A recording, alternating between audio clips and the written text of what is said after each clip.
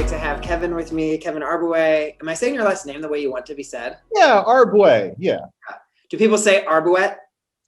People say Arbouet, Arbouet. Arbouet is the most common pronunciation of Arbouet, and I don't mind it because I named my production company Arbouet.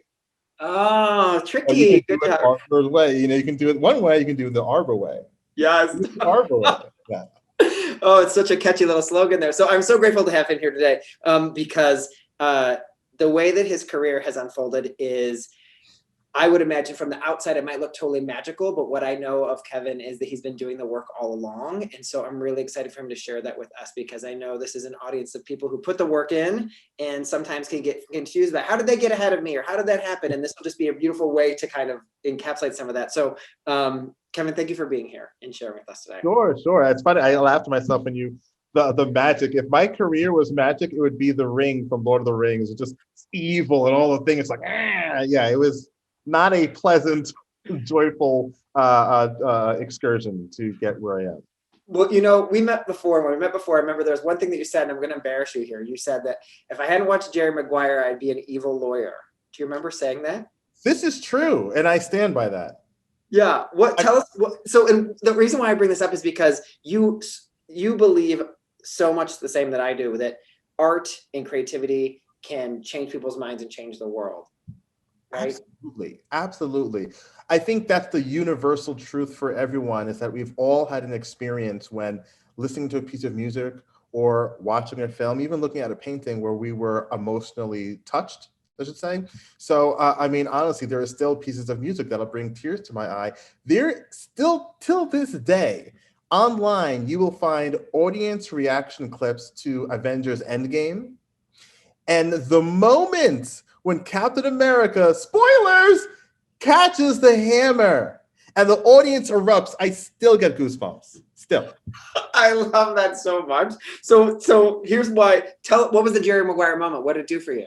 The Jerry Maguire moment was like, look, I have parents from another country, and they're like, you have two choices for a career. You can be a doctor, or you can be a lawyer, or you can be a bum and be dead to us. So I chose, okay, lawyer.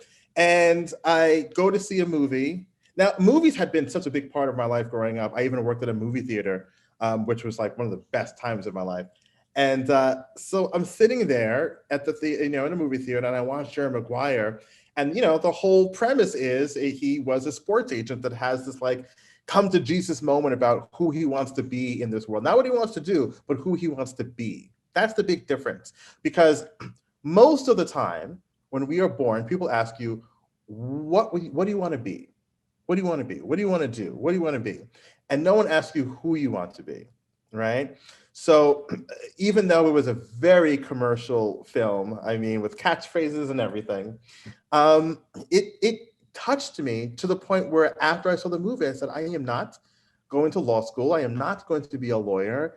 I'm going to be a filmmaker. And then my parents punched me in the face. But other than that, it was a really great decision on my end. Well, Kevin, I had to say, you had me at hello. So we are here. So I'm going to ask you to tell the story you've told a million times, but how things kind of meteoric all of a sudden in your career. And I remember this, and what I remember is this is at a time when you were kind of scrounging. You're like, any job that comes my way, I'm going to do it, right? Can you take us back? Because this all, everyone, just so you know, this all ends up with Obama becoming president. So I just want to be very clear that this story has a really wonderful ending. So can you tell us, Kevin, how you made Mr. Barack Hussein Obama president? Yeah. So this is after, so I had started, when I got into the business, I started in management, and I represented models first, then actors, and I was producing.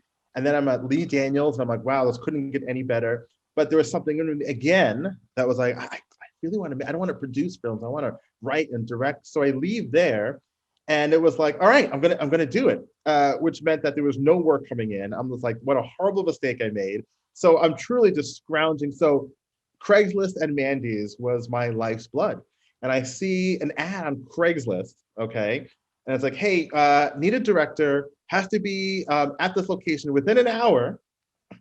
And I answered this, I'm like, so what is this? I want to do a music video, come to whatever it was, 47th and 8th. And I go down there, and I get there, and there's this scandal. Wait, Wait, so is it like 11 a.m. now? It's literally like I answer the ad at 11:48 a.m. It's like meet me here at 1 p.m. That's what it was. And I'm in Long Island at the time, so I had to take the train. I get there like at 12:58 because a brother's never late. And yeah, so this is this huge 6'5" guy with this really scantily clad, really pretty girl, and I'm like, I'm doing a porn. I don't know what kind of ad or where I am in my career, but I'm about to do a porn. Notice I didn't say I walked away. I just came to grips with I'm doing a porn, I guess. And he's like, no, there's this guy, senator, who's running for president. And I had this idea of like, maybe doing some kind of fun thing. And I'm like, okay. And then he played me the song because that had to be done beforehand. And I was like, this is so cheesy. I'm like, let me just do it like a really cheesy R&B video, something like from JoJo. So like the intention was cheesy as possible. And we just go around the neighborhood and she's lip syncing and I'm interacting a lot with people. And when people see a camera, they just like will do things for you. So I had people dance. We did like straight up choreography with strangers on the way to work. I mean, that's New York City, right? And we finished it. I'm like, it was kind of fun, but mostly weird. And a week later, I edit the whole thing. A week later, the guy who contacted me was like, hey, look, there's an affiliate in Chicago where this candidate was, Barack Obama, he was the senator there, wants to do a quick interview, 5 minutes. I'm like, oh, it's really cool. I go down to the office, 5-minute interview. This is like at 8:30 at night, by the way. 5-minute interview, some ABC affiliate. I'm like, well, that's a story I can tell my parents. And look, I was on a Chicago affiliate for some bullshit video I thought was a porn. And the next morning, I get phone calls. The video is everywhere. MSNBC, CNN, Fox News, CNNBC. They're all playing the video because this is 2007. The idea of a viral video was very, very, very new. So this was something that just caught the attention of everybody.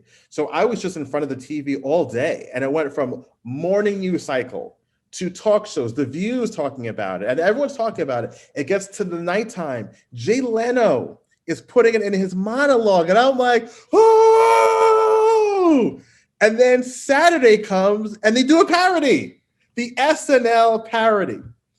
This makes Barack Obama, now keep in mind, in 2007, the thinking was Hillary Clinton, Democratic nominee, Rudy Giuliani, Republican nominee. This was foregone conclusion. This is 100% gonna happen. But the video gets so popular. And at first it's a joke, because it's like Barack Hussein Obama is this is insane. But he got more and more popular, and he ends up getting the Democratic nomination. And then, spoiler alert, like Jerry Maguire, he becomes president. And the campaign manager at the time, David Axelrod, texts the guy and texts him, look, to be honest, without that video, we don't think he would have won the primary. I don't know if he's being nice. 2020, it's nice to say it's because of this. Obviously, Barack Obama is a genius. So let's come on now. But do I think it had an effect? I do. I think it did. Totally, Kevin. And so there's a few things that I just love the story. That's why I made you tell it again. I'm sure you've told it a million times, but it's so wild and wonderful. And the thing that I noticed this time you told the story is a certain type of director has to show up on the street in New York City who's going to get people on the street involved and engaged and be able to engage people in that way and commit that far, especially from the get-go. Do you find that is something that you bring to everything that you do? Is that a strength that you know inside of yourself? 1,000%. Here's the thing. If you're going to be a director, you have to have the ability to communicate your vision to many different people in many different departments. One of the biggest reasons why a film fails is because everyone's making a different movie. That happens a lot, okay? So you have to be able to get into a situation and inspire everyone. Because look, here's the reality. Most movies are terrible. That's why we celebrate the good ones, right? So for someone who works, now a crew works more than any director, meaning for a director, it's 2 to 3 years on one thing, sometimes longer. If you are a costume designer, you're jumping on many films within the year. You can fit probably 3 films within that year. So they're more experienced than you most of the time, especially career experience in that most of the movies you work on are terrible. So if you can get in there in pre-production and go, look, I know you guys were used to shit shows and all the garbage, but this is what I'm thinking. This is what I want to do. And if you can get them inspired where they feel like they're making art, where they're mixing commerce and art, then you'll tend to get what you want. And I think that's the key to being a good director. You have to understand every single department. Yeah, I love the way that you said that, because commerce and art is kind of the conversation that we're always having on this podcast. And what you just said is getting them to understand that that's where you're having the conversation. When you say that, so you're talking to the costume designer or production designer, tell me how that conversation goes, only in terms of the commerce piece of it. Because I could see it just being, this is going to look beautiful and it's going to look like this. How does the commerce piece show up for you and how you bring that into the room? A lot of it is letting the people know. So what tends to happen a lot, especially if we're talking about the independent film scene, what tends to happen a lot is that a lot of these department heads are afterthoughts, right? Because, you know, there's limited budgets. So a lot of times the director is just like, okay, this character, let's get him a t-shirt, whatever, green shirt, it's fine, jeans, or tells the actor, just bring your own clothes, it doesn't matter. If you're a costume, it matters. And if you can talk to this costume, okay, look, the budget is limited, but this is the idea I have for this character. These are really specific things that you, the costume designer, will bring to this film that I can't as the director, then they are invested, because I am telling them that I am invested in them and what they're going to do to bring the film to another level. And that sounds like art, but it's really commerce, because who gives a shit about a film if nobody sees it? Yeah, and I love the way that you said that, because implicit in what you just said is, I trust you to do your job, and I'm going to get out of the way. I'm going to make sure you know what my vision is, but I'm going to get out of the way because I trust you to bring your artistry to this so that it works. I love that. Yeah, it's really silly to see people questioning experts as if they know better. It's a big problem. Listen, I mean, in the world right now, we see it all the time. And on Facebook, everyone is a medical expert and epidemiologist and, you know, whatever nonsense. But doing it in the film world, it just doesn't. It'll never work. Yeah, and what I like about that is you're saying, like, I don't intend to try to make it be that I'm on the one on top of the throne or something, that I'm supposed to be the one who does it all. So in saying this, when you're trying to have the vision of a film or trying to, what's the stickiest kind of conversation you end up having? Because you must have times when someone's off track, other than like not doing their job, boring like that. And I'm not talking about those, but I'm talking like artistically. What kind of, for Kevin, what gets in his craw artistically? Do you have to really fight for things, or is it, what comes up for you? Yes, it's hard. It's very hard to discuss subtlety.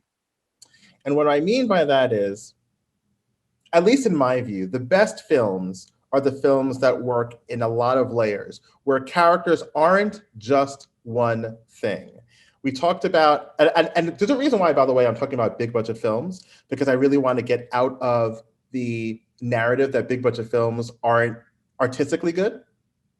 So if you look at Thanos and his character arc, he's not just a villain. There's a lot to be said about what he's thinking, what he's doing, his plan and whatever. And you're like, there's something. So when you write to that, you want to be subtle. Sometimes it's hard to convey. It's like, well, this person, he's not really that bad, or she's not really doing this thing. But you're trying to say like, well, no, but I'm laying it in here. And there's a very specific thing that happens in Act 2 that's the hardest, because eventually you have to understand that when you're making a film, there's a lot of different drafts, there's a lot of things that are happening. Eventually, executives and producers are going to stop reading. They just are. They're just going to get to a point where it's just, give me the bullet points. Give me the bullet points. You know, I feel like Al Pacino in Heat. Give me what you got. Oh boy. But yeah, it's just kind of, it's that. So that's the hardest part, is like, look, I know what you're thinking, but you have to let me get there in a roundabout way, because you can't just be like A to B to C. That's a very boring journey.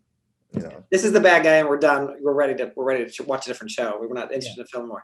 Yeah, in a boring way, to put it this way, in a very boring way, what you really want to have always is setup, reversal, payoff. Most of the time, you get setup, payoff, setup, payoff, setup, payoff. So having that reversal, that's the hard part, because someone who's just doing bullet points is like, well, I want this to pay off. I'm like, well, it can't pay off yet, or it has to pay off a different way.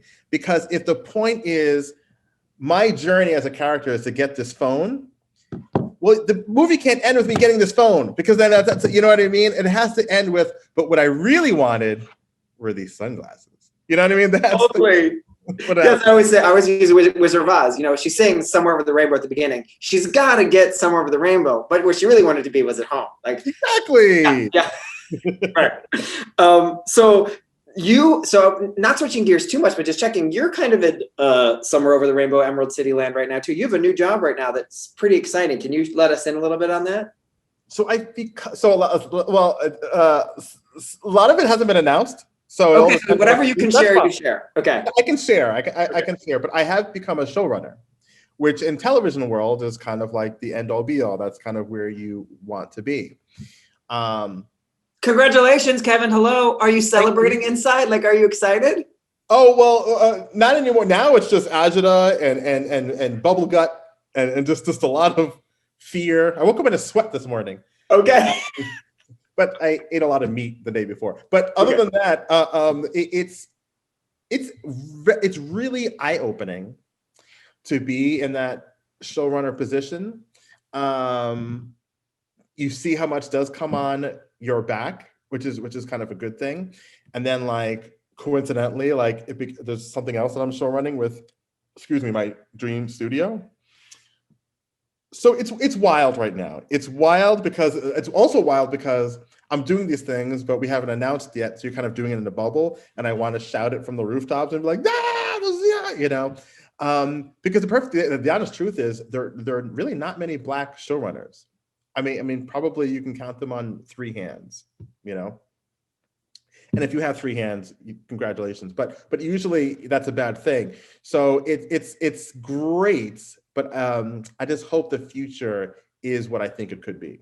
And that's a loaded answer. And so we'll probably have to have you come back on once this announcement is made. And maybe by the time this is posted, I'll be able to talk about it by the time we get this out into the world. So we'll see. So show running, different than filmmaking. What's the biggest breakdown you would say is the new strengths or new things you're having to do you wouldn't be doing in filmmaking? What are you noticing?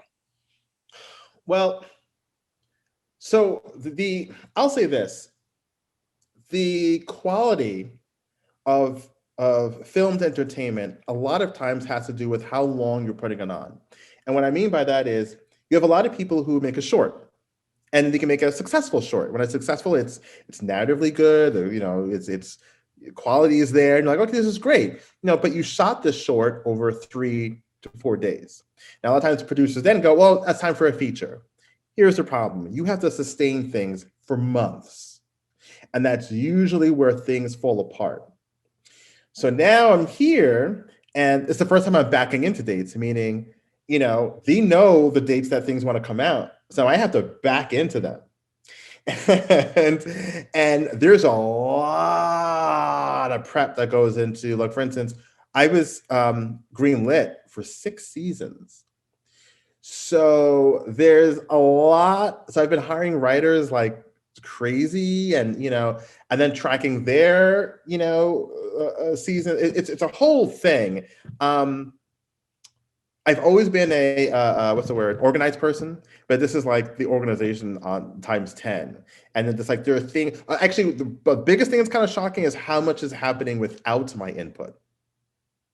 That's not a bad thing. It's just like there is conversations going on about the sound designer that I'm not adding anything to the conversation right now.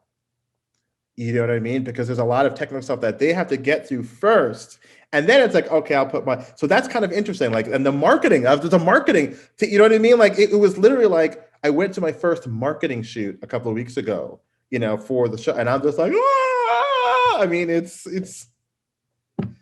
crazy. I don't think I answered one of your questions. I think I just went on a tangent.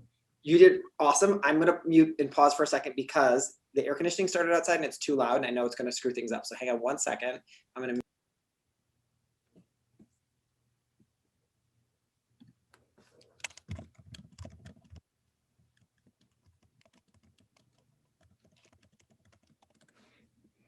So coming back. Okay. So let me just get back into what you just said. So Okay, ready. So do you like show running is the question? I can't tell. It sounds like it's making you a little crazy. I'm laughing because the way you got into it was just amazing. Okay, let me go back then. No, no, no. It's gonna be too weird when they try to splice it together. They're gonna be too weird out there. Okay, so let me try again. Okay. Okay, so Kevin, I think we should be friends outside of these interviews because I think that you're a great guy and I have a really good time talking to you, first of all. So let me say that. I have a man crush on you. So Yes. right, okay, great. Okay. So show running sounds like a big damn headache the way you just described it. Are you having any fun? It's too early. To be perfectly honest, it's too early in the process. Got it. There are so many things happening, and I don't know. I think the big thing about show running is the first thing is how your project is received. I hope it goes well, but you don't know, and I'm too inexperienced to give you a really great answer. I don't want to pick up one. I just love that you just said that because I think so often in this business, there is a sense that we can never honor where we are authentically. And so that we kind of come across as either delusional or puffing ourselves up. And I just love that you said, I'm just too inexperienced here, Lynette. And I think it's so much more when I will have so much more trust of saying, well, here's $10 million on season 12 to give you when you can say, you can own where you are in the moment. So that's really beautiful. I love that. I think everyone needs to destroy their ego. I think if you have an ego in this business, you're setting yourself up for a ton of emotional pain. Forget about what's going to happen in your career. The emotional pain of having an ego. Oh my God. So a lot of it is just is a pragmatic self-protection because I know how bad it goes.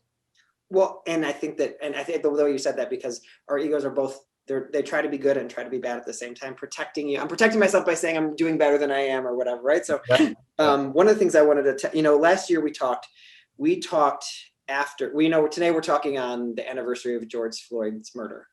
And last year we talked, it was a few months after that. And at the time we talked a little bit more about the Hollywood and the world that you wanted to see. Where are you now a year later, kind of looking back and looking forward? So a lot, this is going to sound like such a bumper sticker, but a lot has changed and almost nothing has changed. What I mean by that is opportunities have changed.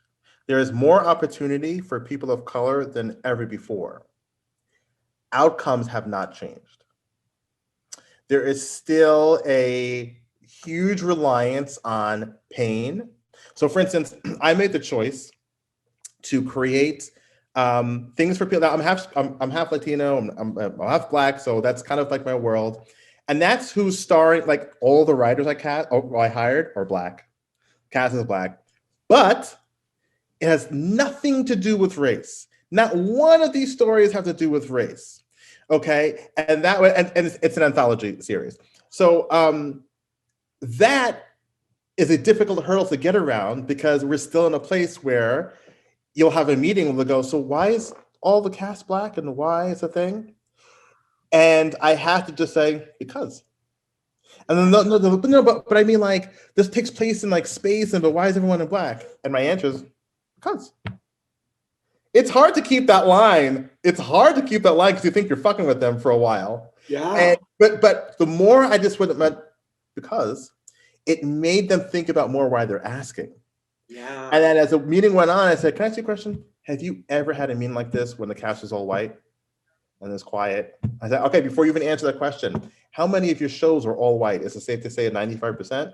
Everyone's like, yeah, okay. It's like, okay. And then everyone's quiet again. And then that's it. And then that's it. That's the hard part. The hard part is having predominantly Black people, and it has nothing to do with trauma, race, pain, whatever. That's something we're still struggling with because it's much easier to greenlight a Hidden Figures than it is, I'm trying to think of Atlanta. You know what I mean? It's very, very difficult. I love the way that you're describing this, and that I think this is a super specific, a nuance that we miss, a nuance that is so easy for us to overlook. And that, and I guess I just want to thank you that's the best way to say that, for being in that position. I hate that shitty that you're in that position and that's the road that you're walking right now, but that you have the opportunity, it sounds like, to be a showrunner who can make that start to happen is, I couldn't think of a better guy for the job. That's what I would say. Oh, Brian. Yes. I'm giving you a Zoom hug right now. Good. So as that's where you're getting to be, this is a market difference from where we were last year, right? And so as you start to be, I would say, based on the work that you've done and the way you've talked about it, you've always been an agent of change and believe that creativity is a part of that. And as you step into this, I can imagine, and if this puts you on the spot, you can say, I don't want to answer. But I can imagine you're not the only one feeling the reality of having an all BIPOC writers room. The writers in that room are feeling that they are experiencing that as well, I would imagine, correct? Oh, absolutely. It's especially the conversations I have with them before I even hire them. Because the conversation that I have is this. I'm like, look, our business is too small. When I say our business, I mean the business of Black people. And the issue will always be, if I want to do a movie and I want this movie to star a Black woman, every studio will go, okay, here's our list of 5 people. If you can get Viola Davis, Regina King, Lupita, maybe Halle Berry, depending on what studio you're talking to. If you can get one of these 4 or 5, we're good. If you can't, I don't know what to tell you. So for me, I'm like, look, we have to be really smart about how we expand this business. The reason why I want an all-Black cast is because when it's time for me to do a bigger budget movie, I have 10 more people to choose from. So on one hand, it's like, this is the right thing to do. On the other hand, it is a pragmatic commerce decision where the bigger the business is, the bigger the business is. So let's get going. So that's the reason why I'm doing all of this. And I hope we start to feel that shift in 2 to 3 years. I really hope, because I'll tell you, even among my Black peers and colleagues, doing things starring all Black people that's not about racism, even they can't wrap their heads around it most of the time. And that just shows us how much it's been such a white-focused storyline for so much of our lives, right? I was talking to, I don't know if you know, Naomi McDougall-Jones. She speaks out about diversity and intersectionality in the filmmaking in Hollywood and how stories that we've been told, that's all we can imagine because our imagination is shaped like this as children. And I cannot equate my journey to your journey in any way, shape, or form, but I just want to say, like, this is such a profound, what you've just said, that even when you're speaking to people in your own community, that they're like, why is it all, yeah, that they're having the same reaction. So I think telling of the truth of this. Yeah. So that being said, Kevin, you're a prolific person who makes a lot of things, and you gave me a little glimpse into what might be the future for Kevin. And so as you're painting this image of what might be next for you, I'm imagining you're going to get pretty busy on the 6 seasons of the show. But if you're able to paint had a magic wand, I could say, here's what I'm working on next. What comes up for you? The horror movie. Yeah. I had a horror movie that was supposed to go right before the pandemic. I had it with Fangoria. We were about to cast, pandemic hits, movie falls apart. Started to put it back together again, and then there was a scandal with Fangoria. Movie's dead now. We go to another big horror company I don't want to mention because now they're on my shit list. Ready to go, and they start to freak out because this is you want to talk about infuriating. This is really infuriating. So I have a stunt background. Okay. Wait, pause, time out. No, I work for Lee Daniels. I'm shooting people on the street. I did this. Where's this come? When I was 6 years old. Kevin is like not old enough to also say he has a stunt background. I'm looking at this man right now. So when did the stunt fit in? Fill us in. Everything. So I will tell you, everything kind of melded in around to the same time. So I was doing martial arts. I grew up doing martial arts, and while I'm doing other things and managing, I'm also doing that. I know it's so bizarre, but like, for instance, I did a movie with Michael Madsen that no one has seen where I play a pimp. So it's a whole, I have a very weird career. We need to find a photo of you as the pimp, and we're going to find it, and it is going to be posted. We're going to find this. It's going to be, I'm making sure this stays in the episode, so we find this group. We are like on the hunt for this. Okay, go ahead. So I did a lot of different stuff, but I bring that up only because I like to demystify things. What I mean by that, I like to, the hows are so important to me. Because I always look at, again, because I don't really have an ego, I can objectively look at people and go, whoa, that person's so much smarter than me. I don't think I'll ever be on that page. I'm so glad they exist and da-da-da. Sometimes it's, I'm gonna do better than that. That shit doesn't make any sense. Like, well, there's a better way to do this. Now, a lot of times in filmmaking, to bring it back to the horror movie, there are ways to accomplish practical special effects, but practical special effects is very much a lost art. There's a lot of young people, anyone under 40 really, where the only thing that they're experiencing is computer effects. Wow. So when you're talking about, because there's in my horror movie, there's something called the underlings, and there's like tons and tons of these demons, whatever.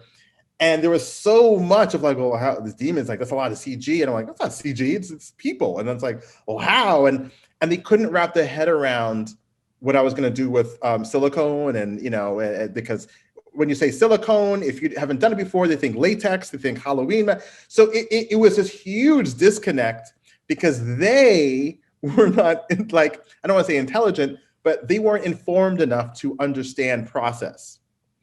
So that's my story there, why I'm not doing it with them anymore. But that horror movie needs to be made. It's actually the script that got me a lot of play. Everyone who's read it was like, "Oh shit," you know, like we should talk. And you know, it's one of the reasons I'm doing this now. Honestly, so I really want to do this movie. I think I can tell. Huge. It's so fun. It's got this great twist. It's, you know, it's everything that I love in genre filmmaking. Oh my gosh, I'm so excited. Well, well, it's going to be happening. We just manifested it into the world. I'm touching a crystal on my desk right now. It's happening. So I two things. One is also, I want to say the film is happening. We're going to see when it happens. However I can help, I'll help. But the other thing that I want to say is I love that you made this distinction around even pitching.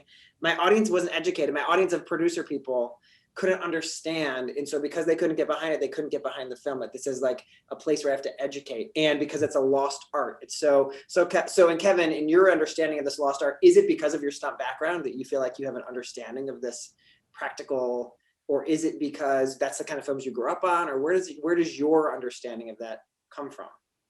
I don't even know if I would call it understanding. I would call it more a curiosity.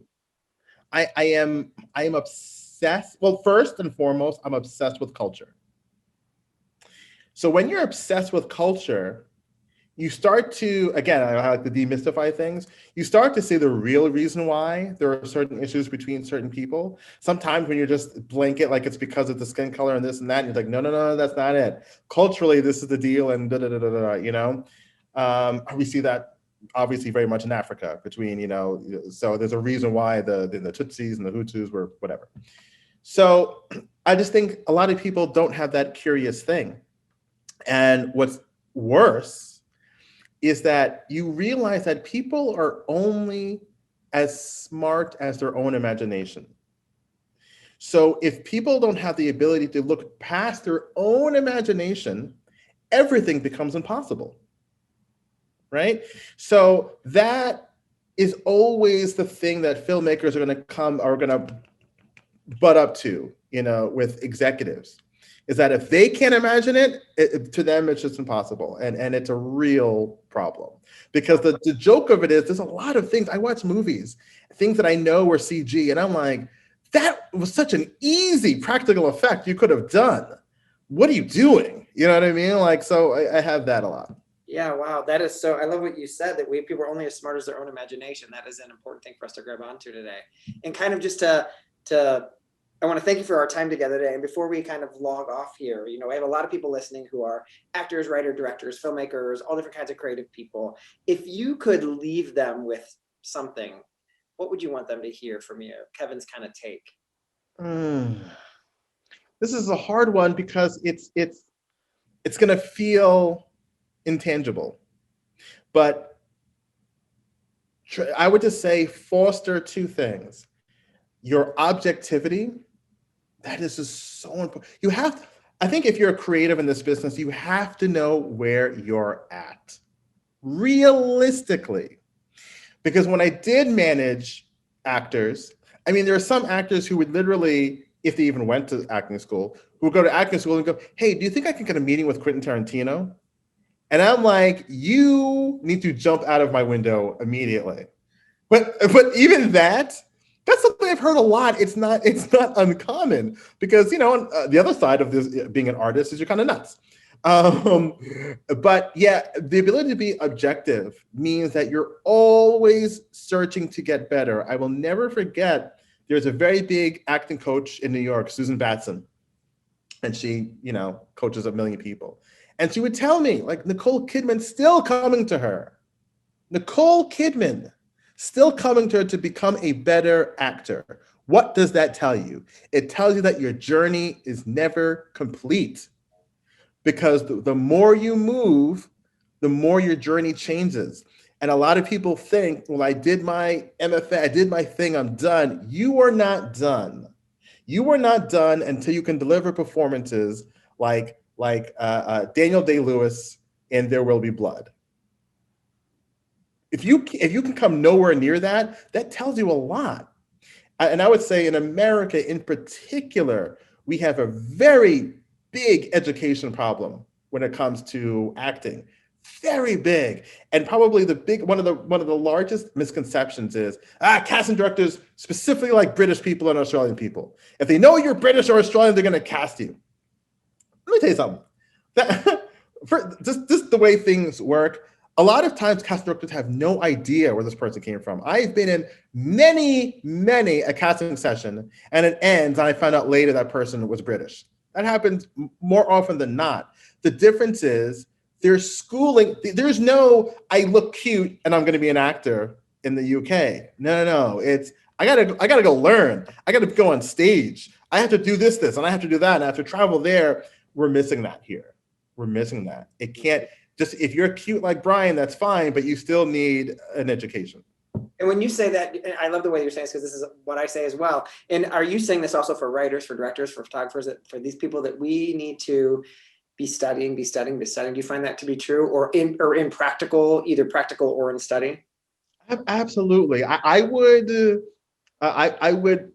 only remove photographers from that because the technical aspect of learning a photographer is, there is more of a, not finite, but there's a different learning curve, and a lot of it is trial and error and everything. Yeah. But absolutely, writing, directing, I mean, you'll see, like, bad acting is a lot like bad writing. It's the same bad habits. You know what I mean? Like, Brian, I know for a fact, when you see someone start acting and it's bad, they all do the same thing. All have the same bad habits. It's kind of amazing. You know what I mean? Yes, totally. So yeah, I would say that for all. I would say that for all. It's like, being an artist is more than just self-proclamation. You can't just wake up and say, I'm an actor. Yeah. Not doing the work. Yeah. Without, and research is a big part of that, because the other side of just your talent, you have to know how the business works and you have to know who's in it. It's scary to me when you talk to an actor and you're like, yeah, and then, you know, that casting director, Pat McCorkle, and they're like, who? I'm like, so you don't even know who casting directors are. You don't know, interesting. You know what I mean? So yeah, research is huge. Yeah, great. Yeah. I want to thank you so much for your time today. You are a busy guy right now, and I appreciate this. And I promise you, we'll make you come back on the show and we can scream and shout about the show you're working on. Is there anywhere, if people wanted to keep up with what's going on with Kevin, that people should be following or looking at? Not yet. Not yet. Okay, great. Well, he does have a website. You can all go check out kevinarbouet.com and learn a little more if you want to. And then other than that, we will keep our eyes out. I cannot wait to see what this dang show is. I feel so cheated today. I'm sorry, audience, if you don't get to know yet, but as soon as I know, we will add it to the show notes for this episode. Thank you so much for being here today. So grateful.